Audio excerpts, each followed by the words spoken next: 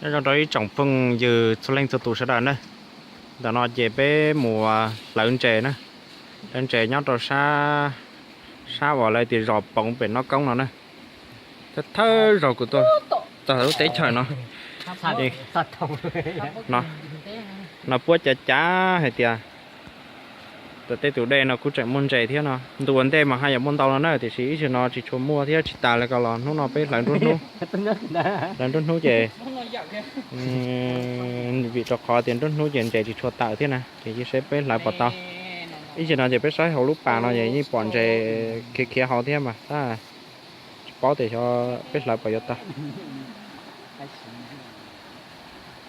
Để chơi rồi nó tôi.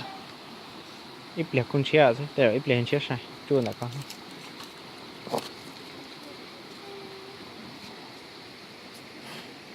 Nhiều nơi phải phải chơi. Thánh chỉ to cái tôi tè có bao nhiêu ăn không? Lúc bao nhiêu lon à? Tè. Tè tôi đấy thánh bên này tôi gì? Có to lon bông bây giờ tình đó cũng thằng không. Mình sẽ thấy có lồi đen rồi. Có lồi đen chìm chìm rồi. Ăn đánh toa rồi. Ăn gạt nó vào đấy đi.